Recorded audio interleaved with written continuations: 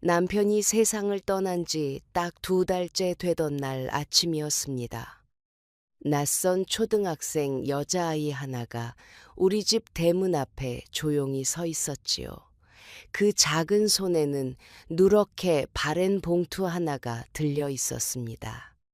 아이는 저를 올려다보며 또박또박 이렇게 말했습니다. 할머니, 아빠가 이걸 꼭 전해드리라고 했어요. 저는 그 자리에 얼어붙어 아무 말도 하지 못했습니다. 여든이 넘은 이 늙은이의 심장이 마치 18살 처녀처럼 방망이질을 시작했지요. 아이의 얼굴을 자세히 들여다보았습니다. 어디선가 분명히 본 적이 있는 그런 눈매였어요. 낯설면서도 어쩐지 낯익은, 마치 아주 오래된 사진 속에서 걸어 나온 듯한 얼굴이었습니다. 떨리는 손으로 봉투를 받아들었습니다. 겉면에는 저의 이름 석자가 또박또박 적혀 있었어요. 틀림없는 남편의 필체였습니다.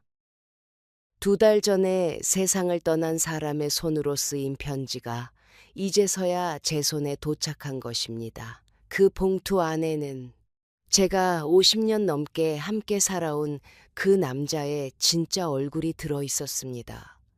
제가 알던 그 사람이 사실은 제가 전혀 모르던 사람이었다는 것을 저는 그날 아침 대문 앞에서 알게 되었지요. 잠시 후 여러분께 그 편지 안에 무엇이 적혀 있었는지 하나하나 들려드리겠습니다. 그러니 부디 자리를 뜨지 마시고 이 늙은이의 이야기를 끝까지 들어주세요. 그 전에 먼저 여러분께 여쭤보고 싶은 게 하나 있습니다. 여러분은 오랜 세월 함께 살아온 배우자에게 세상을 떠나는 그날까지 숨겨온 비밀이 있었다면 그 진실을 알고 싶으시겠어요? 아니면 그냥 모른 채로 살아가고 싶으시겠어요? 댓글로 여러분의 솔직한 마음을 꼭 남겨주세요. 이 늙은이는 여러분의 대답이 정말 궁금합니다. 저와 남편은 26살에 부부의 연을 맺었습니다. 그 시절이 다 그랬지요. 얼굴 한번 제대로 못 본 사람과 부모님이 정해준 대로 100년 가약을 맺는 게 당연하던 시절이었으니까요. 남편은 은행에서 오래 근무한 사람이었습니다. 말수가 적고 웃음도 적고 그렇다고 화도 잘 내지 않는 그저 조용하고 성실한 사람이었지요. 혼례를 올리던 그 봄날의 일이 아직도 저의 눈앞에 어른거립니다. 저는 그날 남편의 얼굴을 처음으로 자세히 보았어요. 사모관대를 쓴 그 사람은 참으로 훤칠했지만 어쩐지 눈빛이 그늘져 있었지요. 저는 그때 아무것도 모른 채로 그저 새신랑의 얼굴이 지쳐 보인다고만 생각했습니다. 그런데 지금 와서 돌이켜보니 그 그늘은 이제 갓 헤어져야 했던 누군가를 향한 마지막 그리움의 자국이었던 것입니다. 첫날 밤 남편은 저에게 이렇게 말했어요. 나는 좋은 남편이 되도록 애쓰겠소. 그러니 당신도 나에게 시간을 좀 주시오. 저는 그 말이 참으로 어색하게 들렸지만 그저 새신랑의 서투른 인사려니 생각하고 넘겼지요. 그러나 이제 와서 그 말을 다시 되짚어보면 그 안에는 다른 여인을 마음속에서 지우기 위한 시간이 필요하다는 어떤 고백이 들어있었던 것 같습니다. 우리는 슬아에 아들 하나, 딸 하나를 두었습니다. 아들 성훈이는 올해로 55이고 서울에서 작은 회사를 운영하고 있어요. 딸 미영이는 52인데 남편과 아이 둘을 두고 인천에 살고 있지요. 남들 보기에 우리 가정은 참으로 평범하고 무탈한 가정이었습니다. 성훈이가 태어나던 날의 일도 저는 잊을 수가 없어요. 남편은 병원 복도에서 아이의 첫 울음소리를 듣고 벽에 등을 기댄 채로 한참을 서 있었지요. 저는 병실 창문 너머로 그 사람의 뒷모습을 보았습니다. 그 어깨가 미세하게 흔들리고 있었어요. 저는 그때 이 사람도 감격에 겨워 울고 있구나 생각했습니다. 그런데 편지를 다 읽고 난 지금에 와서 생각해보면 어쩌면 그 눈물의 절반은 다른 아이에게 향한 미안함의 눈물이었을지도 모른다는 서늘한 짐작이 들었습니다. 미영이를 낳고 얼마 되지 않았을 때의 일이에요. 남편이 며칠 동안 지방으로 출장을 다녀왔다며 밤늦게 돌아온 적이 있었지요. 그때 저는 아무 의심 없이 그저 남편이 피곤하겠구나 하고 이불을 펴주었습니다. 그런데 그 다음 날 저는 남편의 양복 주머니에서 지방 이름이 적힌 기차표 하나가 아니라 그 반대편으로 향하는 기차표를 발견했어요. 저는 잠시 의아했지만 그저 남편이 착각한 것이려니 하고 그 종이를 조용히 버렸지요. 그 순간의 저의 무심함이 이제 와서는 어쩌면 우리 부부를 그 오랜 세월 함께 살게 한 지혜였는지도 모르겠다는 생각이 듭니다. 남편은 아주 갑작스럽게 저를 떠났습니다. 그날 저녁 밥상 앞에 앉으려다가 갑자기 가슴을 부여잡고 그대로 쓰러졌지요. 병원에 도착했을 때는 이미 손을 쓸 수 없다고 했습니다. 심장이 문제였다고 하더군요. 평생 아프다는 소리 한 번 없이 조용히 사시더니 떠나는 것도 그렇게 조용하게 떠나셨습니다. 장례를 치르고 49제를 지내고 그렇게 정신없이 2달이 흘렀습니다. 저는 그 사이 남편이 남긴 물건들을 하나둘 정리하기 시작했지요. 옷장 속의 양복, 서랍 속의 손수건, 책상 위에 만년필, 모든 것이 그 사람의 손때가 묻은 흔적이었어요. 그런데 이상하게도 저는 눈물이 잘 나오지 않았습니다. 그저 멍한 채로 어제와 오늘의 경계도 없이 그렇게 하루하루를 흘려보내고 있었지요. 바로 그런 어느 날 아침에 그 낯선 여자아이가 우리 집 대문 앞에 서 있었던 것입니다. 저는 아이를 마당 안으로 들였습니다. 아이는 10살쯤 되어 보였어요. 눈이 크고 콧날이 오똑하고 입술이 얇은 아이였지요. 그 얼굴을 다시 한번 자세히 들여다보다가 저는 숨이 턱 막혔습니다. 그 아이의 눈매가 남편이 젊었을 적 사진 속에서 웃고 있던 그 눈매와 판박이처럼 똑같았기 때문입니다. 저는 부엌으로 들어가 아이 앞에 따뜻한 우유를 놓아주었습니다. 그리고 최대한 침착한 목소리로 물었지요. 아가야, 네 아빠 성함이 어떻게 되시니? 아이는 우유잔을 2손으로 감싸쥐고 이렇게 대답했어요. 김현우요. 그 이름을 듣는 순간 저는 심장이 덜컥 내려앉는 것을 느꼈습니다. 처음 듣는 이름이었는데도 어쩐지 오래전부터 알고 있었던 이름 같은 그런 서늘한 느낌이 들었지요. 아이가 돌아간 뒤 저는 방문을 걸어 잠그고 그 편지를 열었습니다. 봉투 안에는 원고지 여러 장이 접힌 채로 들어 있었어요.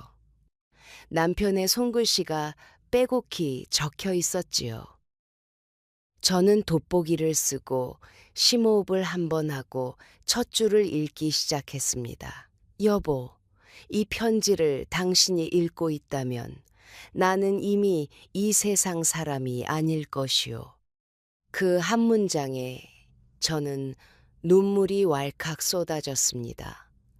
2달 동안 나오지 않던 눈물이었지요. 그러나 다음 문장을 읽어 내려가는 순간 그 눈물은 다른 종류의 눈물로 바뀌었습니다. 당신에게 평생을 숨겨온 사람이 하나 있소. 그리고 그 사람과의 사이에 아들이 하나 있소. 그 아이의 이름은 김현우요. 저는 손에 쥔 편지를 떨어뜨릴 뻔했습니다. 온몸에 힘이 다 빠져나가는 것 같았지요. 그 자리에 그대로 무너져 앉아 저는 한참을 아무 소리도 내지 못했습니다. 편지에는 이어서 이렇게 적혀 있었어요. 남편이 저와 혼인하기 전에 이순영이라는 여인을 사랑했다고요. 집안의 반대로 그 여인과 헤어져야 했지만 헤어진 뒤에 그 여인이 이미 그의 아이를 가진 상태였다는 것을 알게 되었다고 합니다.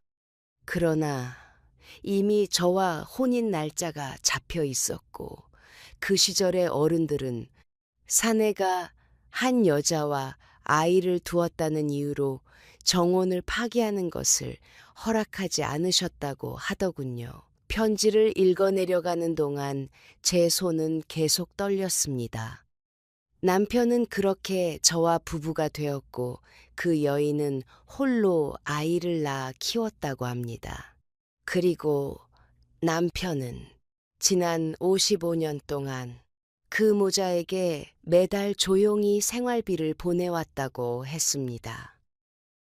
은행에 다니면서 그렇게 조용히 저도 모르게 아이들도 모르게 온 세상이 다 모르게 말이지요. 지금부터 이 이야기가 어디로 흘러가는지 여러분께 하나도 빠짐없이 들려드리겠습니다. 왜냐하면 이 편지 한 장이 저의 80평생을 송두리째 뒤흔들었기 때문입니다.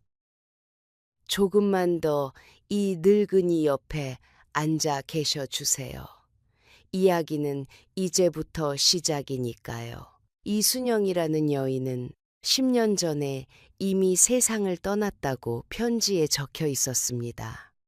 그 여인이 세상을 떠난 뒤에도 남편은 그 아들 김현우와 그 손녀에게 계속해서 도움의 손길을 보내왔다고 했지요. 김현우는 저와 남편의 아들 성훈이와 같은 해에 태어났다고 합니다. 그러니까 두 사람은 지금 똑같이 55살인 것이지요. 편지의 끝머리에는 남편의 마지막 부탁이 적혀 있었습니다. 여보, 내가 죽거든 그 아이에게 그리고 그 손녀에게 우리 집안의 얼굴을 한 번만 보여주고 싶소. 평생 그늘에서만 살았던 사람들이요. 당신에게 이런 부탁을 하는 것이 얼마나 큰 죄인지 아오. 그러나 당신은 내가 아는 세상에서 가장 넓은 마음을 가진 사람이요. 그래서 나는 이 마지막 부탁을 당신에게 남기고 가는 것이요. 저는 그 편지를 다 읽고 나서 아무 소리도 내지 못한 채 방바닥에 그대로 누웠습니다. 천장이 빙글빙글 도는 것 같았어요. 50년이 넘는 세월이 마치 낡은 필름처럼 제 눈앞에서 되감기 시작했지요. 우리가 처음 만나 부부가 되었던 그 봄날의 혼례. 첫 아이 성훈이를 낳고 남편이 병원 복도에서 흘리던 조용한 눈물. 명절이면 저희 친정에도 시댁에도 꼬박꼬박 다녀오던 그 성실함. 그 모든 순간마다 이 사람의 마음 한구석에는 그 여인과 그 아이가 있었다는 말이 됩니다. 저는 그 사실이 도저히 믿기지 않았습니다. 한편으로는 이런 생각도 들었어요. 그렇다면 남편이 유난히 말이 없고 유난히 웃음이 적고 유난히 무언가에 골몰해 있던 그 모든 순간들은 다 이 비밀 때문이었을까? 제가 옆에서 밥상을 차리고 옷을 다리고 잠자리를 살피는 동안 이 사람은 늘 다른 곳을 보고 있었던 것일까? 그 밤, 저는 한숨도 자지 못했습니다. 그리고 다음 날 아침, 저는 결심했습니다. 그 김현우라는 사람을 한번 만나봐야겠다고요. 죽은 남편의 부탁이라서가 아닙니다.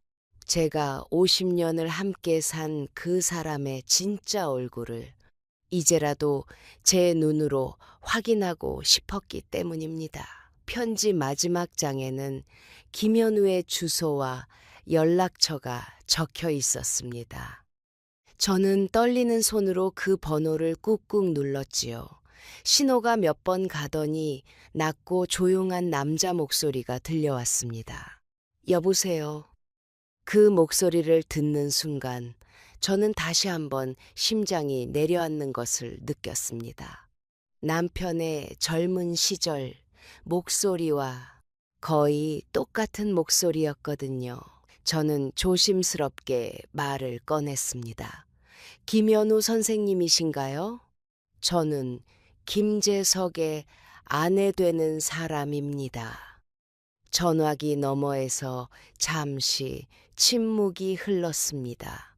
그리고 그 사람은 아주 낮은 목소리로 이렇게 말했지요. 네, 알고 있었습니다. 언젠가는 이런 전화를 받게 될 거라고 오래전부터 각오하고 있었습니다. 우리는 사흘 뒤 서울 시내의 한 조용한 찻집에서 만나기로 약속했습니다. 약속 장소에 나가는 저의 발걸음은 참으로 무거웠어요. 지하철을 타고 가는 내내 저는 창밖을 보면서 이런저런 생각에 잠겼습니다. 이 나이 80에 남편의 숨겨진 아들을 만나러 가는 늙은이의 마음이 얼마나 복잡한지 여러분은 짐작이 가시나요? 찻집에 도착했을 때 그 사람은 이미 자리에 앉아 있었습니다. 회색 스웨터를 입은 중년의 남자였어요. 문이 열리는 소리에 그 사람이 자리에서 일어섰습니다. 그리고 저와 눈이 마주친 순간 저는 그 자리에 그대로 얼어붙었습니다. 남편이었어요. 40 무렵의 남편이 그 자리에 서 있었습니다. 그 사람은 정중하게 고개를 숙였습니다. 안녕하십니까? 김현우라고 합니다. 저는 겨우 정신을 차리고 자리에 앉았지요. 우리는 한동안 아무 말도 하지 못했습니다. 그저 서로의 얼굴을 조심스럽게 살펴볼 뿐이었어요. 그 사람은 제가 편안하기를 기다려주는 듯 했습니다. 그 조용한 배려도 남편과 꼭 닮은 모습이었지요. 이윽고 그 사람이 먼저 입을 열었습니다. 사모님, 이렇게 뵙게 되어 정말 죄송합니다. 저희 어머니는 평생 사모님께 폐가 되지 않으려고 그 어떤 요구도 하지 않으셨습니다. 아버님께서 보내주시는 돈도 나중에는 저희가 정중히 사양하기 시작했었지요. 그 사람의 목소리는 낮았지만 흔들림이 없었어요. 저는 조심스럽게 물었습니다. 그럼 어머니 되시는 분은 어떤 분이셨나요? 그 사람은 잠시 창밖을 바라보다가 이렇게 말했습니다. 제 어머니는 평생 한 남자만 마음에 품고 사신 분입니다. 저를 키우시면서도 아버님을 원망하는 말씀은 단 한 번도 하지 않으셨어요. 오히려 사모님께 죄송하다는 말씀만 하시면서 사셨습니다. 저는 눈물을 참으려고 애를 썼습니다. 그 사람은 이어서 자신의 이야기를 들려주었어요. 어렸을 때는 아버지가 없다는 사실이 그렇게 원망스러웠다고 합니다. 학교에서 아버지 없는 자식이라고 놀림을 받는 날이면 집에 돌아와 이불을 뒤집어 쓰고 울곤 했다고요.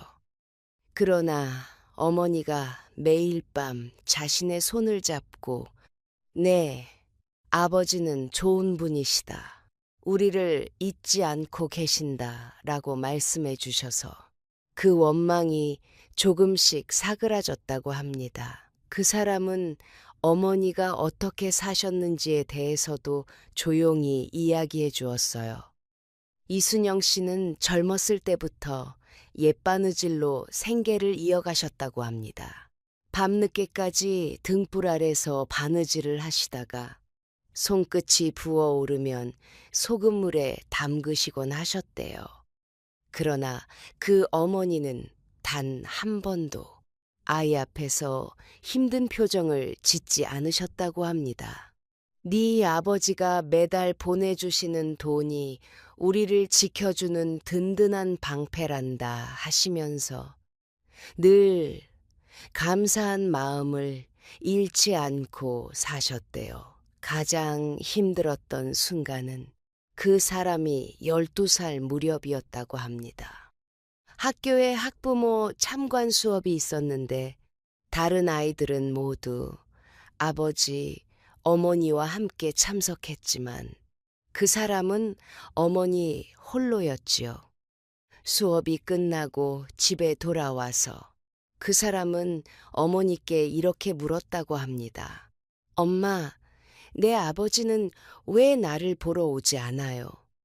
어머니는 아이의 얼굴을 두 손으로 감싸주며 이렇게 대답하셨대요. 아가야, 네 아버지는 다른 자리에서 다른 아이들을 돌보고 계신단다.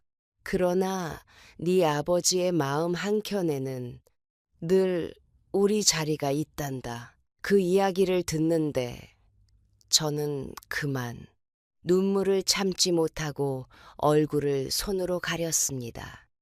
저의 남편이 성훈이와 미영이에게는 자상한 아버지였지만 어딘가에서는 아이의 학부모 참관에도 갈 수 없는 어떤 아버지였다는 사실이 그 순간 너무나도 아프게 다가왔기 때문이지요. 사람 하나가 어떻게 이렇게 두 가지의 얼굴로 50년을 살 수 있었을까? 저는 그것이 도저히 이해가 되지 않았습니다. 성인이 된 뒤에는 아버지를 딱 3번 만났다고 하더군요.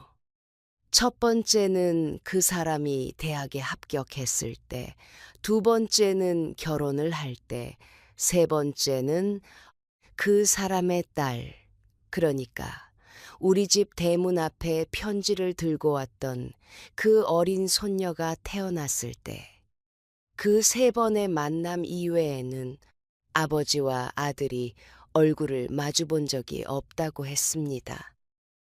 그러나 매달 아버지가 보내주시는 편지 한 통은 평생 그 사람에게 유일한 아버지의 흔적이었다고 해요. 3번의 만남에 대해서도 그 사람은 조심스럽게 들려주었습니다. 대학 합격 통지서를 받은 날, 그 사람은 어머니를 통해 서울역 앞에 한 다방에서 아버지를 처음으로 마주 앉게 되었다고 합니다. 아버지는 그 자리에서 아무 말도 하지 못하고 그저 아들의 얼굴만 오랫동안 바라보다가 잘 자라주었구나, 정말 잘 자라주었구나 하고 그 한마디만을 여러 번 반복하셨대요. 그리고 헤어질 때에는 두툼한 봉투 하나를 슬쩍 놓고 자리에서 일어나 나가셨다고 합니다. 그 봉투 안에는 대학 등록금이 들어 있었지요. 결혼식 때는 아버지가 하객으로도 참석할 수 없는 형편이었다고 해요. 그 사람은 결혼 사진을 찍은 뒤에 사진 한 장을 몰래 아버지께 붙였다고 합니다. 그리고 며칠 뒤 아버지로부터 짧은 답장이 왔지요. 네 신부가 참으로 곱구나. 두 사람이 오래오래 아끼며 살거라. 아비 대신 어미에게 큰 절을 올려드리거라. 그분이 너를 세상에 있게 해주신 분이시다. 그 편지를 받고 그 사람은 결혼 첫날 밤에 이불 속에서 소리 죽여 울었다고 합니다. 세 번째 만남은 지우가 태어난 날이었어요.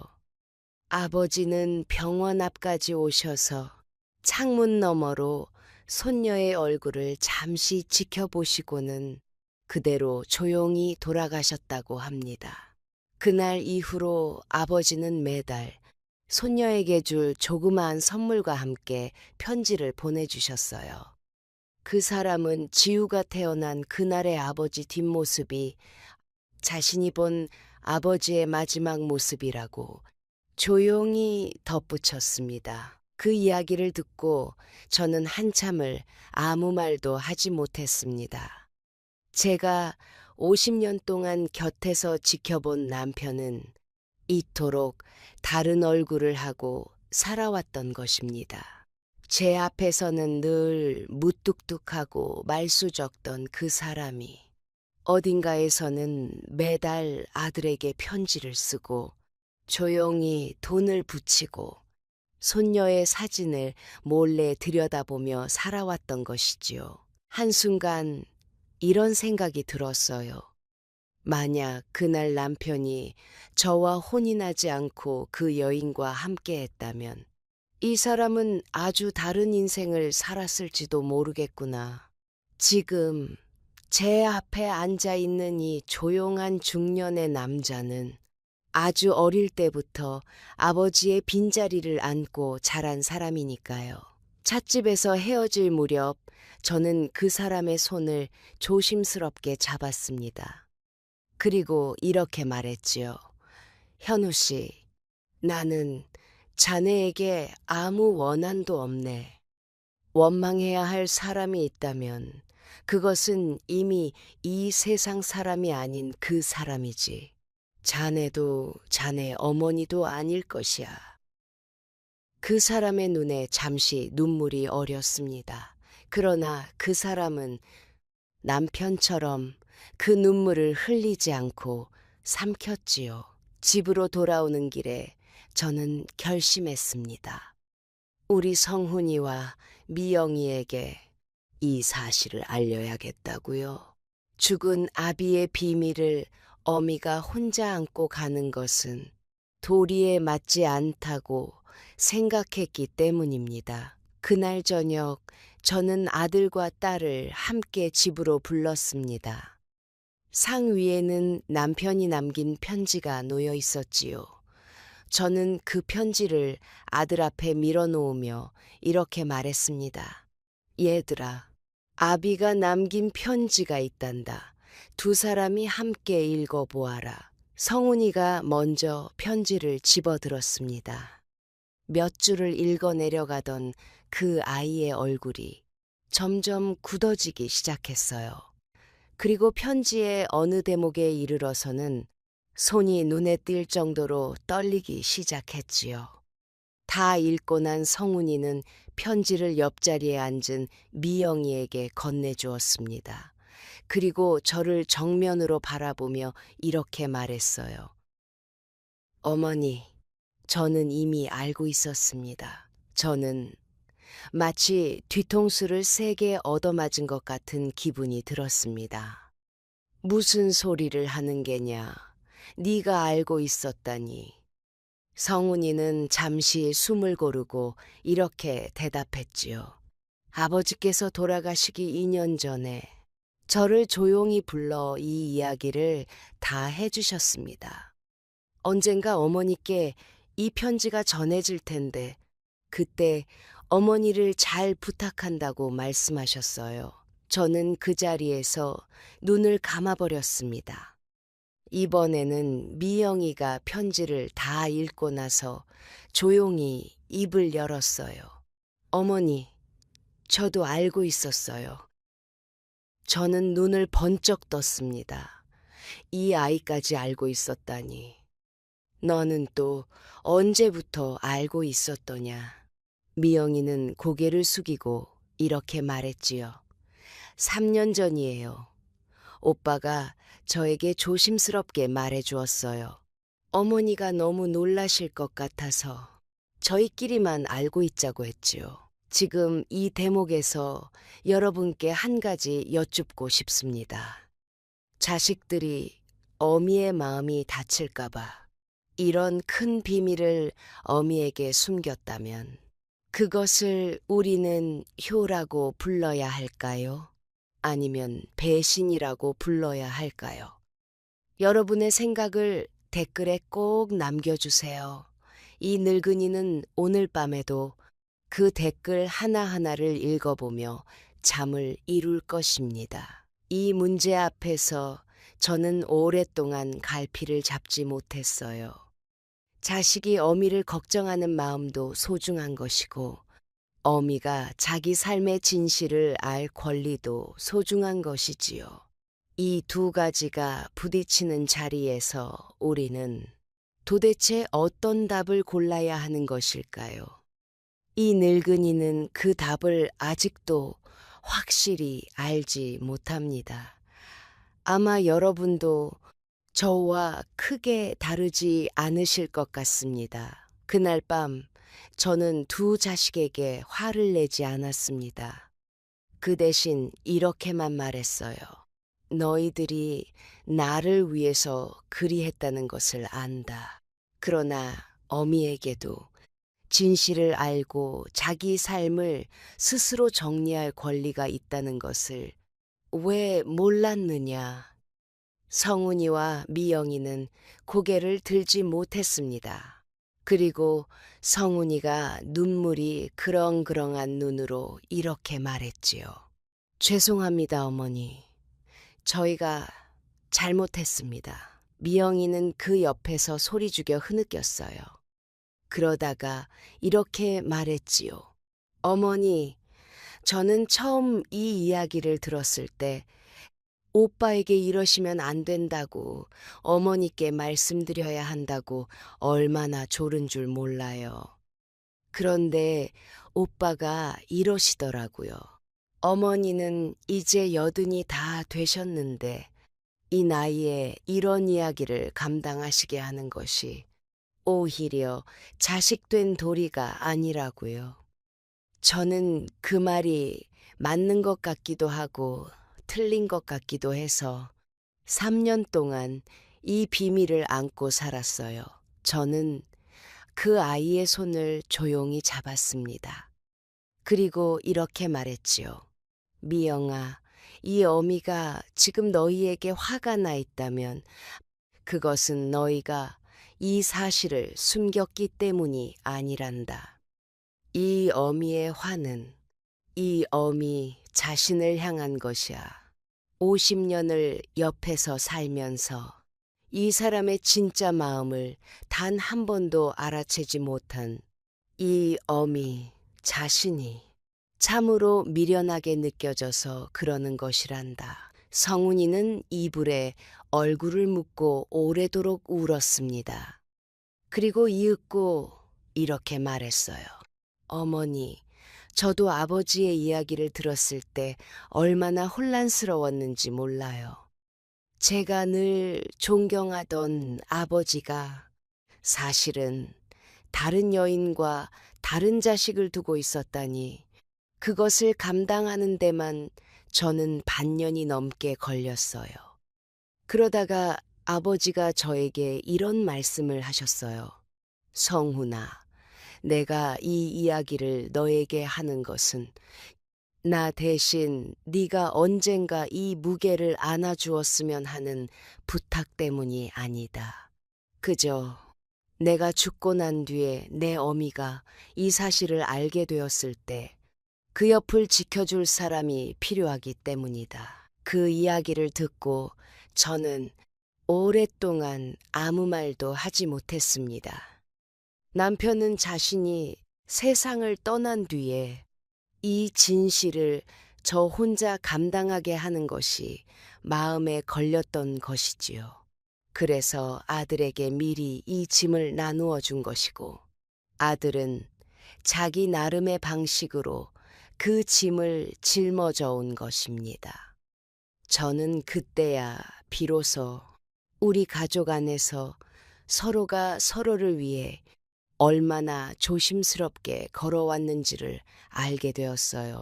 그날 밤 우리 세 사람은 아주 오랫동안 한 방에 앉아 있었습니다. 별다른 대화는 없었어요. 그저 서로의 옆에 있어주는 것만으로도 서로에게 위로가 되는 그런 밤이었지요. 미영이가 새벽녘에 저에게 뜨거운 유자차 한 잔을 타주었어요. 그 유자차의 향을 맡으면서 저는 이제 이 어미도 진실이라는 것과 마주할 준비를 해야겠다라고 조용히 마음을 다잡았습니다. 그날 밤은 참으로 길었습니다. 저는 남편의 유품을 하나씩 다시 꺼내어 살펴보았지요. 그러다가 오래된 서류 상자 하나를 발견했습니다. 그 안에는 남편이 매달 이순영 씨와 그 아들에게 붙인 편지들의 사본이 50년치 넘게 차곡차곡 정리되어 있었어요. 그 편지들을 읽는 데만 저는 사흘밤을 새웠습니다. 편지 속의 남편은 제가 알던 그 무뚝뚝한 남편이 아니었습니다. 아들의 성적표를 자랑스러워하고 아들이 감기에 걸렸다는 소식에 밤새 걱정하고 아들의 결혼 상대가 어떤 사람인지 궁금해하는 그저 평범한 아비의 얼굴이 그 안에 있었지요. 그러나 편지의 끝머리에는 늘 이런 문장이 적혀 있었어요. 미안하다. 아비가 되어주지 못해 미안하다. 그러나 지금 내 곁을 지켜주는 그 사람에게 나는 큰 빚을 지고 있다. 그래서 이 이상은 너에게 다가갈 수가 없다. 그 편지들 중에는 아주 오래된 것도 있었어요. 성훈이가 10살쯤 되었을 때 남편이 이순영 씨에게 보낸 편지 한 통에는 이런 대목이 있었지요. 우리 집 첫째 아이가 학교에서 상을 받아왔다고 자랑을 하니 나는 자네의 아이를 떠올렸소. 자네의 아이도 아마 그 나이 무렵일 텐데 나는 그 아이의 얼굴을 본 적이 없으니 그저 자네가 보내주는 편지 안의 글로만 그 아이를 상상할 뿐이요. 그 문장을 읽으면서 저는 남편의 밤이 얼마나 무거웠을지를 처음으로 짐작해보게 되었습니다. 또 다른 편지에는 이런 대목도 있었어요. 당신에게 이런 이야기를 하는 것이 도리에 어긋난다는 것을 알지만 나에게는 이 이야기를 나눌 사람이 자네밖에 없소. 오늘 아침 우리 아이들이 아침상 앞에서 서로 티격태격 다투는 것을 보면서 나는 문득 자네의 아이가 그런 형제도 없이 어머니와 단둘이 지내는 그 모습이 떠올라 하루 종일 마음이 무거웠소. 이 남자는 자기가 만든 2개의 가족 사이에서 이렇게 조용히 흔들리며 살고 있었던 것입니다. 또 어떤 편지에는 이런 문장이 있었지요. 자네가 아이를 데리고 병원에 다녀왔다는 소식에 나는 오늘 하루 종일 아무것도 손에 잡히지 않았소. 은행 창구에 앉아서 손님을 응대하면서도 자꾸만 그 아이의 아픈 얼굴이 눈앞에 어른거려서 몇 번이나 실수를 저질렀소. 아비라는 것이 곁에 있어주지도 못하면서 이렇게 마음만 앞서는 것이 얼마나 우스운 일인지 오늘 나는 뼈저리게 느꼈소. 편지들을 읽어 내려가면서 저는 조금씩 이 남자를 다시 알아가고 있었습니다. 매일 밤 저의 옆에서 잠들던 그 사람은 사실 어떤 밤에는 저에게 등을 돌리고 눈물을 흘리고 있었을지도 모른다는 생각이 들었어요. 저는 그 사람의 뒷모습을 그저 잠든 남편의 등이라고만 생각했지, 그 등 뒤에서 어떤 눈물이 흐르고 있는지를 단 한 번도 짐작해 보지 못했던 것이지요. 특히 저를 놀라게 한 편지 하나가 있었어요. 그것은 성훈이가 대학에 입학하던 해에 쓰인 편지였지요. 남편은 그 편지에서 이렇게 적어 두었어요. 오늘 우리 성훈이가 대학에 합격했소. 그런데 나는 그 소식을 듣는 순간 자네의 현우도 대학에 합격했다는 자네의 편지가 겹쳐 떠올라서 얼마나 이상한 감정이 들었는지 모르오. 두 아이가 같은 봄에 같은 소식을 나에게 안겨주었으니 하늘도 참으로 지켓은 장난을 하는구나 하는 생각이 들었소. 저는 그 대목을 읽으며 남편이 자기 안에서 감당해야 했던 그 무게가 얼마나 무거웠을지를 조금이나마 짐작할 수 있었습니다. 그 문장을 읽으면서 저는 참으로 이상한 감정에 사로잡혔습니다. 남편이 저를 사랑해서 그리했다는 것을 알겠고, 그것이 고마우면서도 한편으로는 저 때문에 그 어린아이의 곁을 지켜주지 못한 것이 마치 제 죄인 것처럼 무겁게 느껴졌던 것이지요.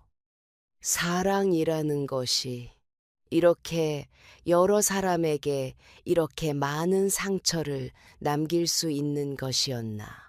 저는 80이 넘어서야 그것을 처음으로 깊이 생각해 보게 되었습니다. 편지들을 다 읽고 나서 저는 편지 한 통 한 통을 다시 원래의 자리로 정성스럽게 되돌려 놓았습니다. 그리고 그 오래된 서류 상자를 남편의 서재 한 구석에 다시 조심스럽게 밀어 넣었지요.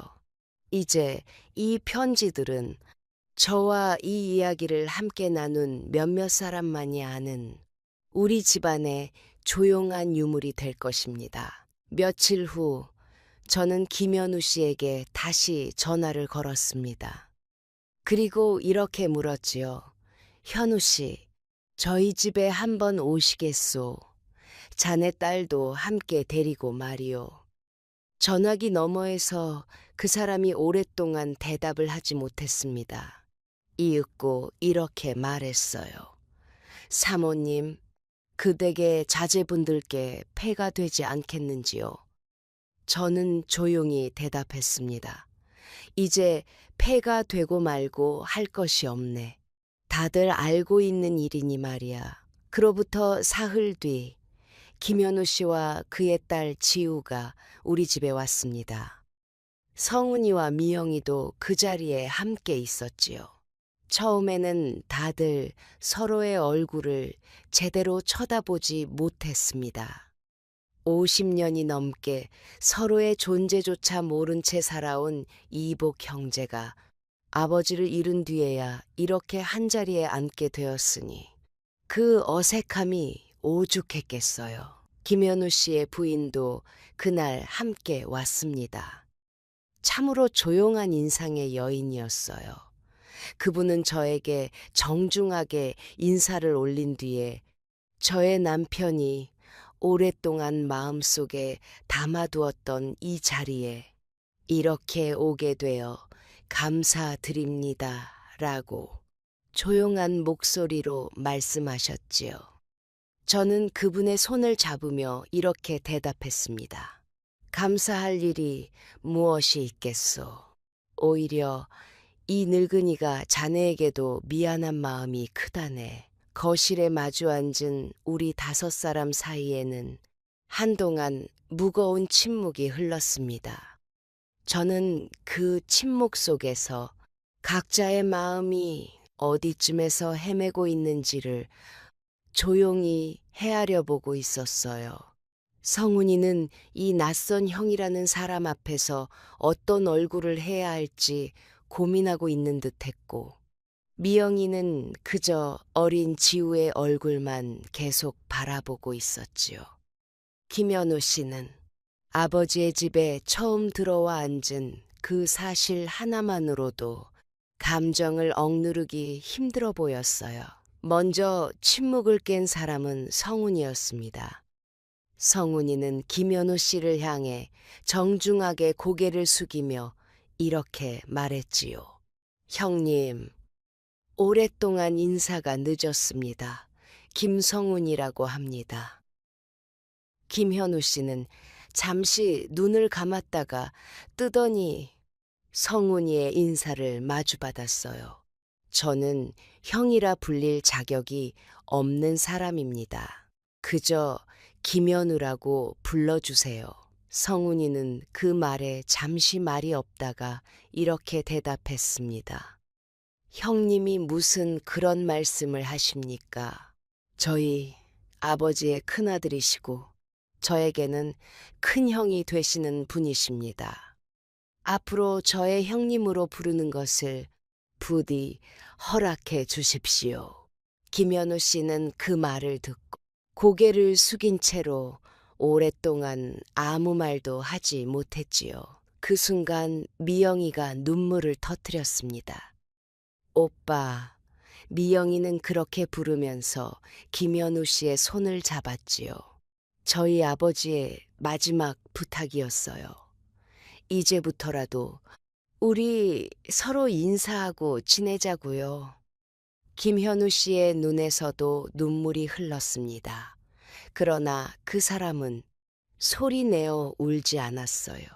그저 조용히 남편이 그랬던 것처럼 그 눈물을 삼키고 또 삼켰지요.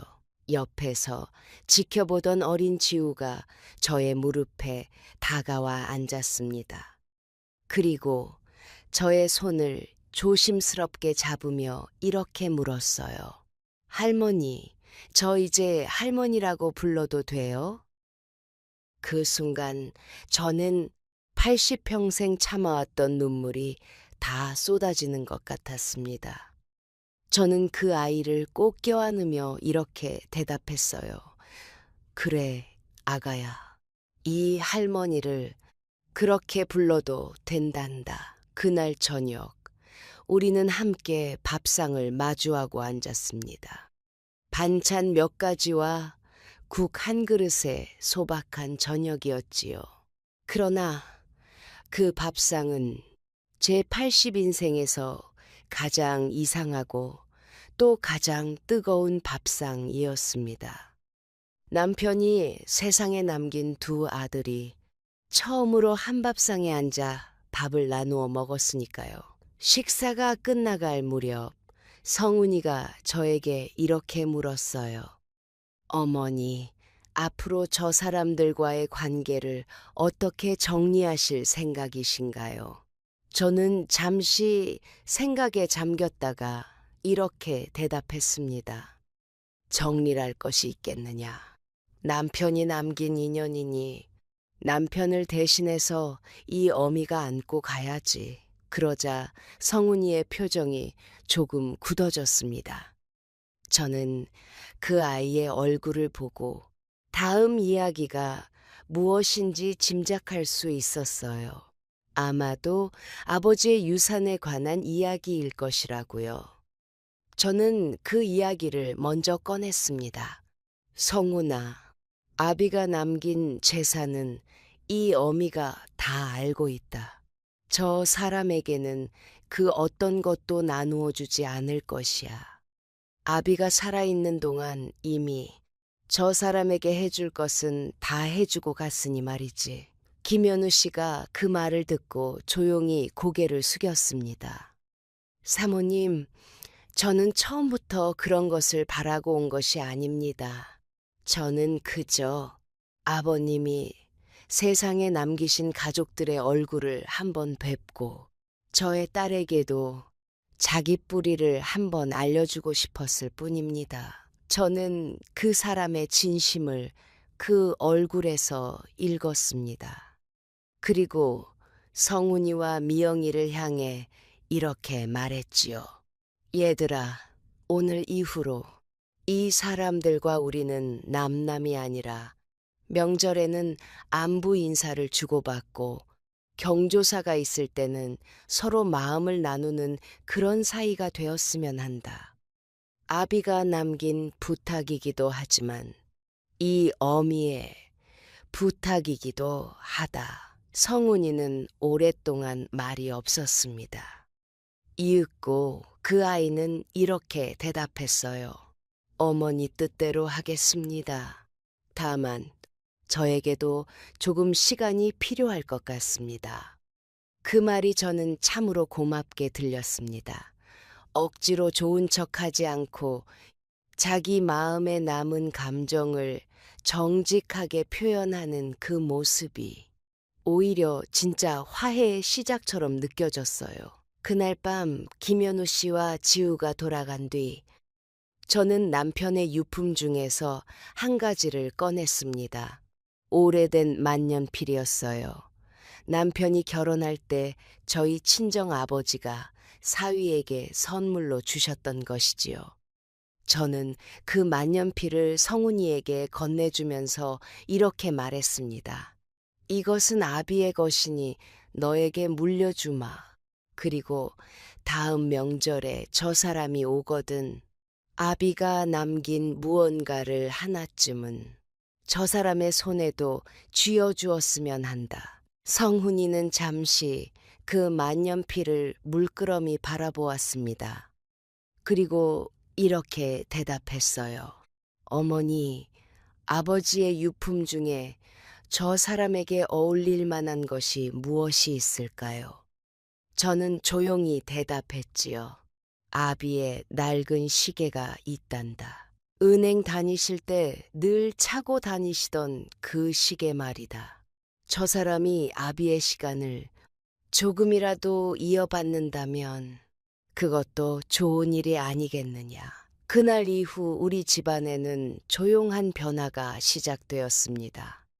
성훈이는 처음에는 김현우 씨와 대면대면했지만 몇 번의 만남을 거치면서 조금씩 마음을 열어갔지요. 미영이는 그보다 훨씬 빨랐어요. 어린 지우를 마치 조카처럼 예뻐하기 시작했고 자기 아이들에게도 그 아이의 존재를 자연스럽게 이야기해 주었지요. 미영이의 남편, 그러니까 저의 사위도 이 이야기를 듣고 처음에는 매우 놀란 표정이었어요. 그러나 며칠이 지난 뒤에 저에게 조용히 전화를 걸어와서 이렇게 말하더군요. 장모님, 이 일로 인해 저희 미영이와 아이들이 마음의 상처를 입지 않도록 제가 옆에서 잘 지키겠습니다. 그리고 지우라는 그 아이가 저희 집에 놀러 오는 날이 있다면 저희 부부도 그 아이를 조카처럼 대해주겠습니다. 저는 그 말이 참으로 고마웠지요. 사위가 그렇게 마음을 열어주지 않았다면 미영이는 그 사이에서 더 힘들었을 테니까요. 성훈이의 아내, 저의 큰 며느리도 이 일에 대해서는 조심스러운 태도를 보였어요. 그 아이는 처음에 이 이야기를 듣고 며칠 동안 저에게 전화조차 하지 못했다고 하더군요. 그러다가 어느 날 시어머니인 저를 찾아와서 이렇게 말했어요. 어머님, 저는 이 일에 대해서 어떤 말씀을 드려야 할지 오랫동안 생각해 보았습니다. 그런데 결국 이런 결론에 이르렀어요. 지나간 일은 지나간 일대로 흘려보내고 앞으로 새로 이어지는 인연은 그 인연대로 소중히 맞이하는 것이 이 집안의 시집온 며느리의 도리가 아닐까 합니다. 저는 그 아이의 손을 잡으며 네가 참으로 지혜롭구나. 이 시어미가 너에게 배우는 것이 많다. 라고 조용히 대답했지요. 그러나 저는 알고 있었습니다. 이 모든 변화의 뒷면에는 여전히 채워지지 않은 어떤 감정들이 남아있다는 것을요. 특히 저의 마음속에는 50년의 결혼 생활을 다시 되짚어보는 어떤 서늘한 시간이 흐르고 있었습니다. 밤이 되어 혼자 방에 앉아 있으면 저는 자꾸 이런 생각을 하게 되었어요. 남편이 저를 정말로 사랑했을까? 아니면 그저 어른들이 정해준 여자와 도리를 지키며 살아온 것 뿐이었을까? 매일 밤 제 옆에 누워서 이 사람은 정말로 다른 여인을 그리워하고 있었던 것일까? 이런 생각들이 저를 몇 날 며칠 괴롭혔습니다. 남편이 살아있을 때는 저에게 참으로 다정한 사람이었어요.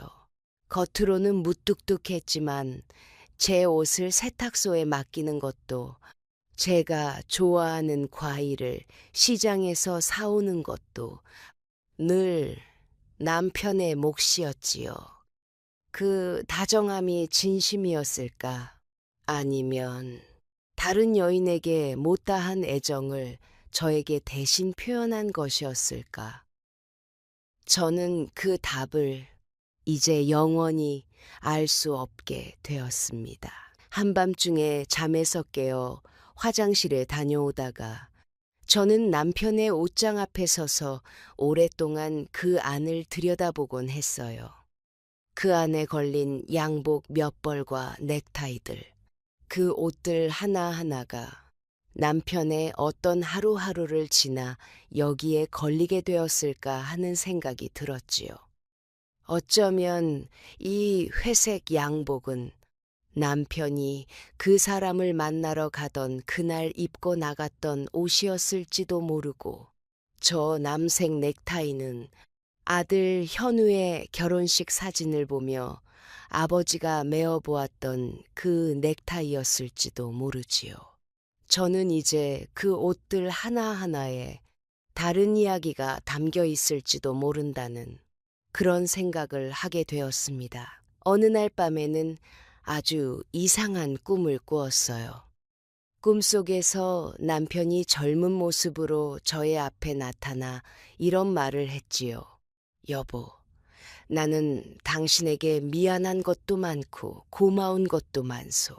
그러나 지금에서야 이 이야기를 하는 것은 내가 비겁했기 때문이 아니라 당신이 살아온 그 시간이 흔들리지 않게 지키고 싶었기 때문이요. 저는 그 말을 듣고 꿈속에서도 눈물을 흘렸어요. 그리고 그 사람에게 이렇게 되물었지요.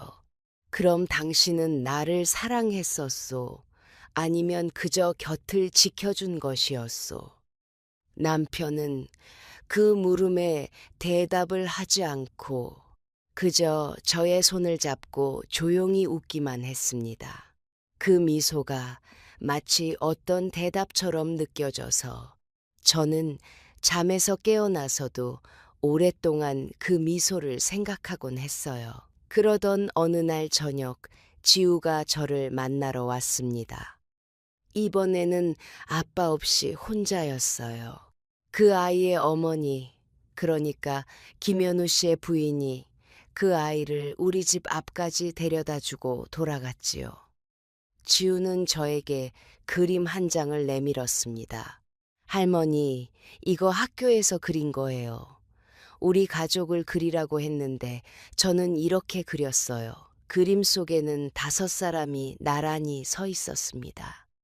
지우의 아빠와 엄마, 지우 자신, 그리고 저와 저의 남편이 웃고 있는 모습이었지요. 저는 그 그림을 한참을 들여다보다가 그 자리에서 소리내어 울었습니다. 지우는 놀란 얼굴로 저를 바라보다가 저의 등을 조그만 손으로 토닥여 주었어요. 그날 밤 저는 남편의 유품 상자에서 마지막 편지 한 통을 다시 꺼냈습니다. 그 편지의 끝머리에는 이런 문장이 적혀 있었어요. 여보, 만약 하늘이 나에게 다시 한번 태어날 기회를 준다 해도 나는 다시 당신을 찾아갈 것이요. 그러나 그때는 어른들의 반대 앞에서 조금 더 용감한 사람이 되고 싶소. 사랑하는 사람에게도, 옆에서 지켜준 사람에게도, 그 어느 쪽에도 상처를 남기지 않는 사람이 되고 싶었소. 그 문장을 읽으면서 저는 오랫동안 숨겨두었던 어떤 매듭이 조금씩 풀어지는 것을 느꼈습니다. 남편은 저를 사랑하지 않은 것이 아니었어요. 다만 그 사람은 두 여자를 다 사랑했고, 그러면서도 그 어느 쪽에도 온전히 진실할 수 없었던 참으로 외로운 사람이었던 것입니다. 여러분, 인간의 마음이라는 것이 이토록 복잡한 것이라는 사실을 저는 80이 넘어서야 이렇게 깊이 알게 되었습니다. 저는 그동안 사랑이란 오직 한 사람에게만 주는 것이라고 믿어왔어요. 그런데 지금 와서 돌이켜보니 사람의 마음이라는 것이 그렇게 단순하지가 않은 것 같습니다. 두어 달이 흐르고 우리 집안에는 어느새 새로운 풍경이 자리를 잡기 시작했습니다. 명절이 되자 김현우 씨 부부가 지우를 데리고 우리 집을 찾아왔지요. 처음에는 성훈이의 며느리와 사위들이 이 낯선 방문객들을 어떻게 대해야 할지 몰라 어색해했습니다. 그러나 어린 지우가 성훈이의 어린 손주와 금세 친해져서 뛰어놀기 시작하자 그 어색함은 이내 사라졌지요. 저는 부엌에서 며느리와 함께 전을 부치며 거실에서 들려오는 아이들의 웃음소리를 조용히 듣고 있었습니다. 그 순간 저는 오랜만에 마음이 따뜻해지는 것을 느꼈어요. 이 늙은이가 80이 넘어서 이런 낯설지만 따뜻한 풍경을 다시 만나게 될 줄은 정말 상상도 하지 못했습니다. 명절 음식을 나누어 담을 때에 저는 지우가 좋아한다는 잡채를 조금 더 넉넉히 담아 김현우 씨 부부에게 챙겨 주었어요. 며느리도 저의 그런 마음을 알아채고 자기가 정성껏 만든 갈비찜 한 그릇을 그 집으로 가져갈 통에 조용히 담아주었지요. 저는 그런 며느리의 손길을 보면서 이 집안의 살림을 이어받을 사람이 이렇게 넉넉한 마음을 가지고 있다는 것이 얼마나 감사한 일인지를 다시 한번 깊이 느꼈습니다. 사람 사이의 매듭은 결국 이런 작은 정성 하나하나가 모여서 조금씩 풀어지는 것이라는 것을 그날 부엌에서 저는 다시 배웠어요. 그러나 이 이야기는 그렇게 따뜻하게만 끝나지 않았습니다. 몇 달 뒤 저는 몸에 이상이 생겨서 병원에 다녀오게 되었어요. 나이가 나이인지라 이곳저곳이 아프기 시작했지요. 병원에서 여러 가지 검사를 받았는데 의사 선생님께서 이 늙은이의 몸에도 그리 많은 시간이 남지 않았다는 이야기를 조심스럽게 해주셨습니다. 그 이야기를 듣고 집으로 돌아오는 길에 저는 이상하리만치 담담했습니다. 사람이 80을 넘게 살면 자기 삶의 끝이 다가오는 것을 어느 정도는 느낄 수 있는 것 같아요. 저는 그저 이런 생각만 들었지요. 남편이 저에게 남기고 간 그 마지막 부탁을 이 늙은이가 잘 마무리하고 갈 수 있을까? 집에 돌아온 저는 성훈이와 미영이를 불렀습니다. 그리고 두 아이 앞에 그동안 정리해온 저의 유언장을 내놓았지요.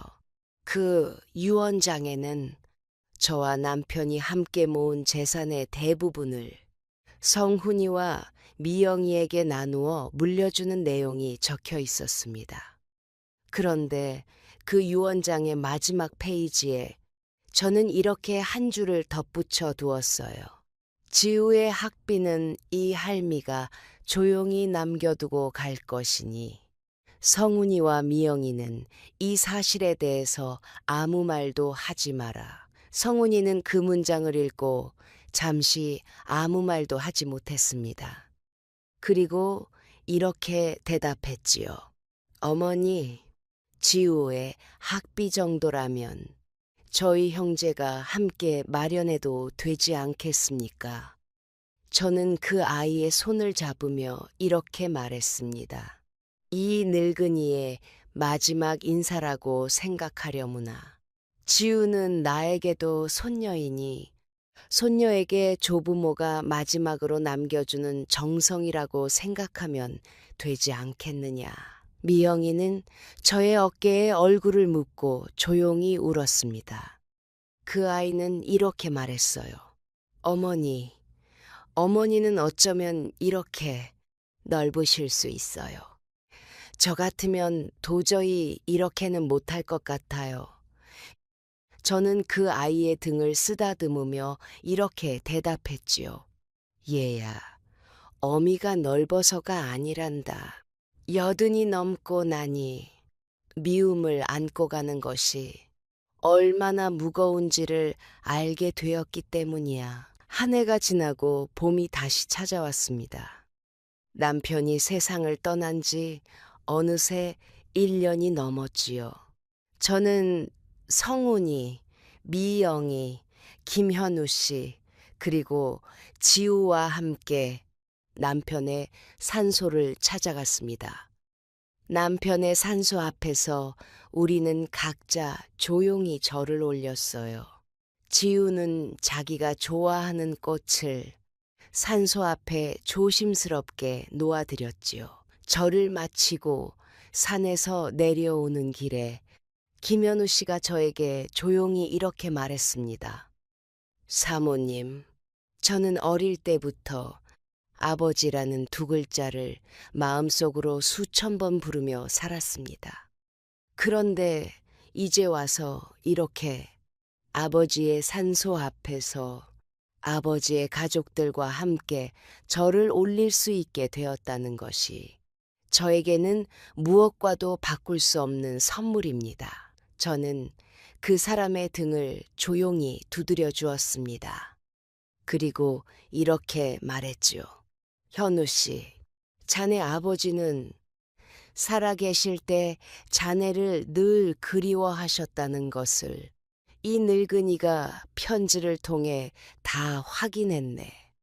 그러니 이제 아버지에 대한 원망은 이 산소에 다 묻고 내려가시게.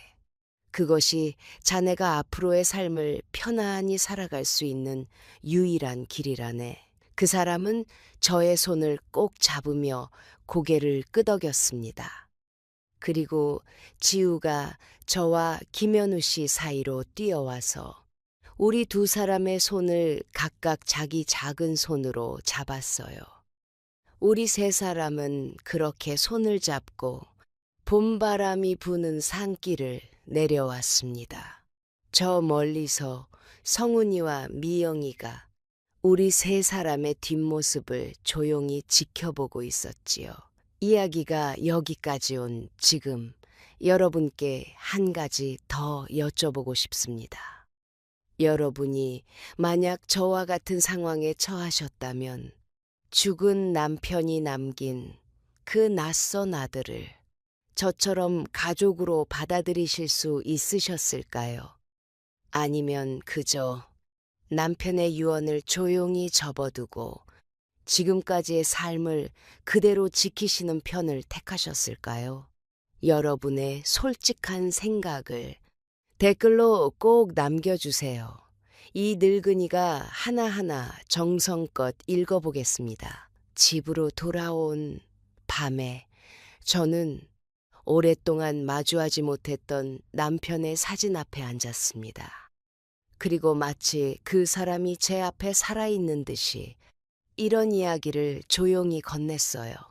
여보, 당신이 남기고 간 그 무거운 짐을 이 늙은이가 대신 짊어지고 여기까지 왔소. 이제 나도 얼마 남지 않았으니 곧 당신 곁으로 가게 될 것이요.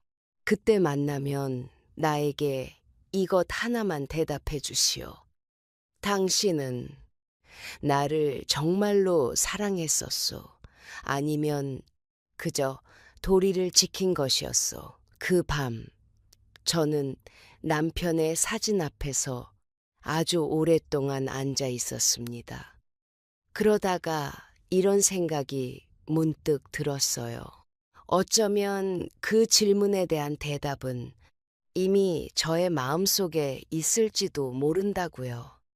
50년이 넘는 세월 동안 그 사람이 저의 옆자리를 지켜준 것 자체가 사랑의 한 형태였다면 그것으로 충분한 것이 아닐까 하고 말이지요. 며칠 뒤에 김현우 씨가 저를 만나러 왔습니다. 그 사람은 저에게 낡은 편지 한 통을 건네주었어요. 사모님, 이것은 어머니가 돌아가시기 전에 저에게 남긴 편지입니다. 언젠가 사모님을 만나게 되면 이 편지를 대신 전해드리라고 하셨어요. 저는 그 편지를 조심스럽게 받아들었습니다. 이순영이라는 여인이 저에게 남긴 마지막 말이 그 안에 있었지요. 편지를 펼치자 이런 문장이 시작되었어요. 사모님, 저의 이름은 이순영입니다.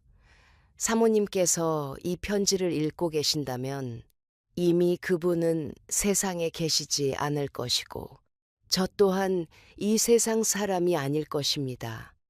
사모님, 저는 사모님의 남편을 평생 한 번도 원망하지 않았습니다.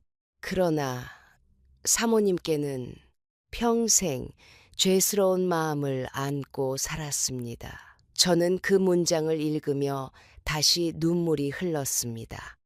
편지는 이어졌지요. 사모님이 그분의 곁을 지켜주시지 않았다면 저의 아들 현우는 매달 아버지의 편지를 받는 그 작은 기쁨조차 누리지 못했을 것입니다. 그러니 사모님, 저와 저의 아들은 사모님께 이렇게 큰 빚을 지고 살았습니다. 편지의 마지막 문장은 이러했습니다.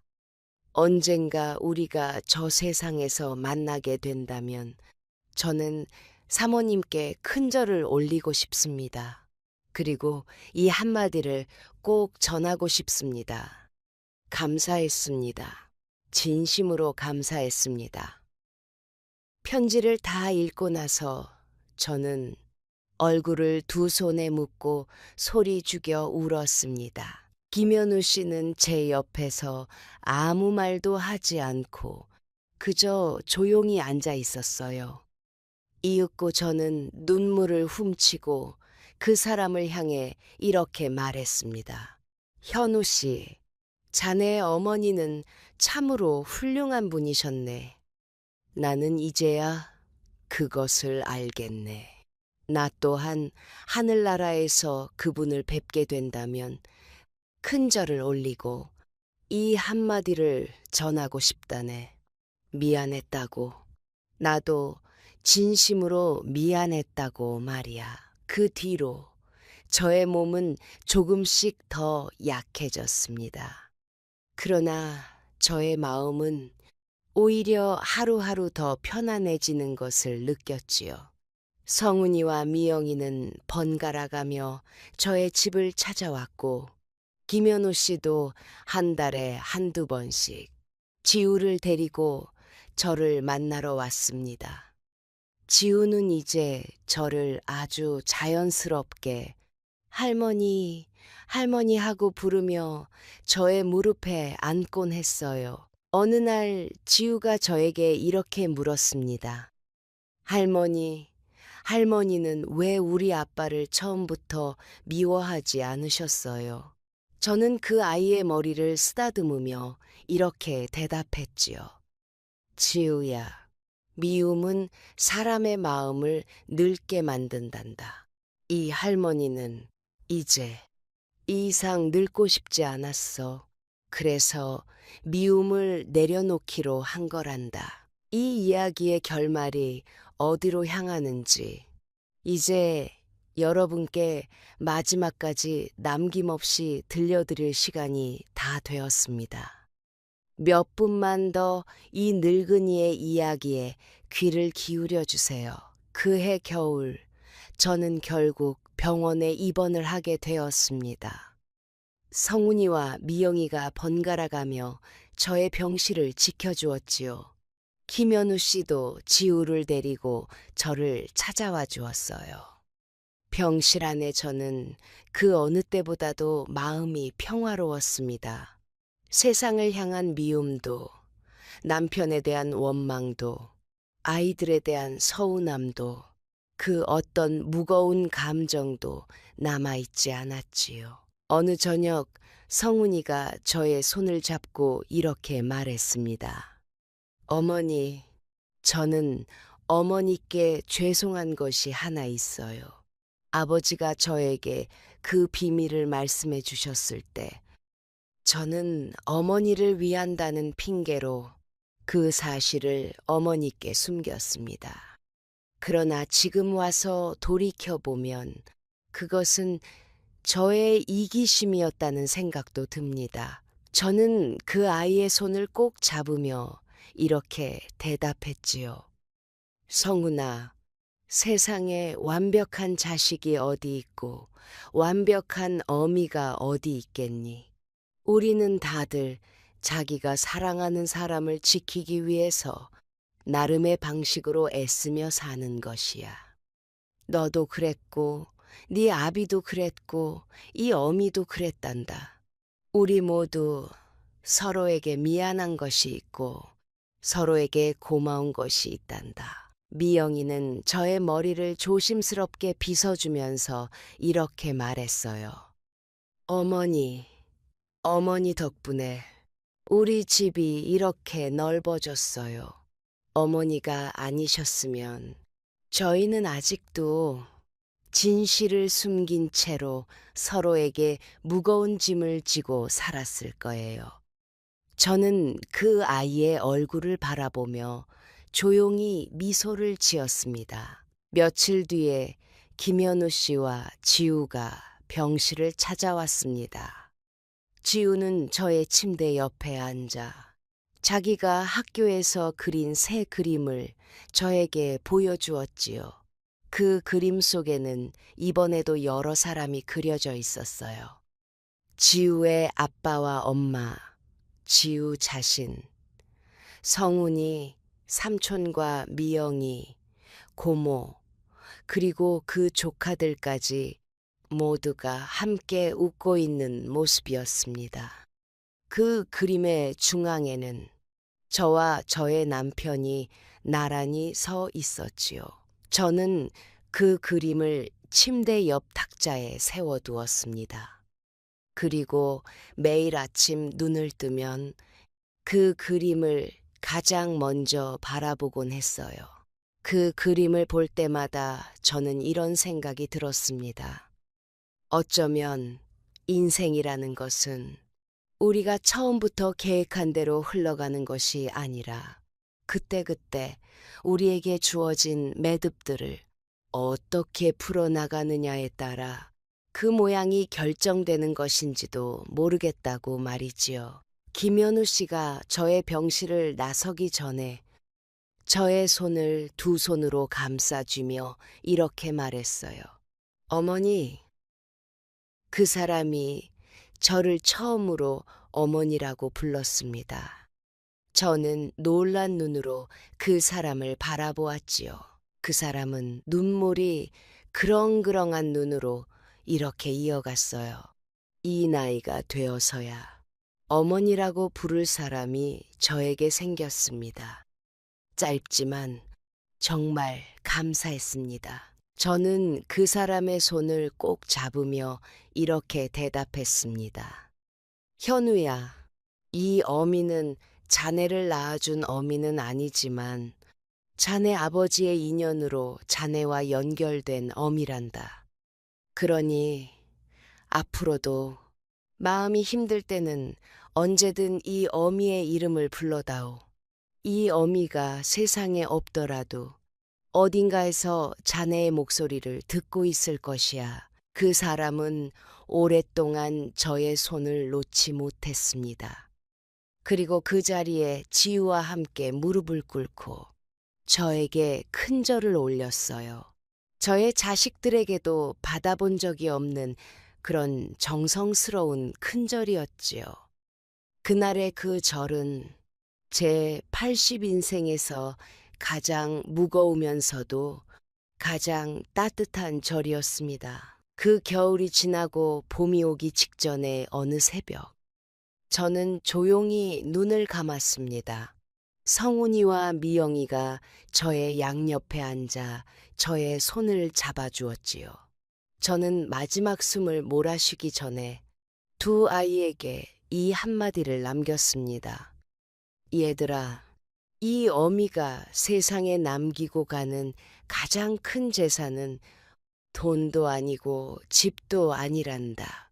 그것은 바로 너희들이 서로를 미워하지 않는다는 것, 그리고 낯선 인연도 가족으로 받아들일 수 있게 되었다는 그 마음이란다. 성훈이와 미영이는 저의 손을 놓지 못한 채 오랫동안 울었습니다. 이 이야기를 여러분께 들려드리고 있는 것은 그 뒤로 얼마의 시간이 흐른 뒤의 이야기입니다. 저는 이제 남편이 계시는 곳에서 이 세상의 남은 이야기들을 조용히 지켜보고 있지요. 여러분, 인생이라는 것은 우리가 원하는 대로만 흘러가지는 않습니다. 사랑하는 사람이 우리에게 감추어둔 진실이 있을 수도 있고, 우리가 알지 못했던 인연들이 어느 날 갑자기 우리 삶에 찾아올 수도 있어요. 그럴 때 우리에게 가장 중요한 것은 그 진실을 어떻게 마주할 것인가, 그리고 그 인연을 어떻게 안고 갈 것인가 하는 것이겠지요. 미움을 안고 살아가면 그 미움은 결국 우리 자신을 갉아먹습니다. 그러나 그 미움을 내려놓고 낯선 인연에게 손을 내밀면 그 인연은 우리에게 새로운 가족이 되어주기도 합니다. 이 늙은이가 80평생을 살면서 배운 유일한 진리가 있다면 바로 이것이지요. 여러분도 지금 이 순간 마음속에 안고 있는 어떤 무거운 짐이 있으실 것입니다. 그 짐이 오래된 원망일 수도 있고 아직 풀지 못한 오해일 수도 있어요. 이 늙은이의 이야기가 여러분께 조그마한 용기가 되었으면 좋겠습니다. 지금이라도 늦지 않았다는 그 용기 말이지요. 만약 이 이야기가 여러분의 마음에 조금이라도 남으셨다면 지금 화면에 나타나는 다음 영상을 꼭 이어서 봐주세요. 이 이야기보다 더 깊은 울림을 전해드릴 또 다른 한 사람의 이야기가 그 안에서 여러분을 기다리고 있습니다. 이 늙은이의 이야기를 끝까지 들어주셔서 진심으로 감사드립니다. 부디 오늘 밤도 편안히 주무시길 두 손 모아 빌겠습니다.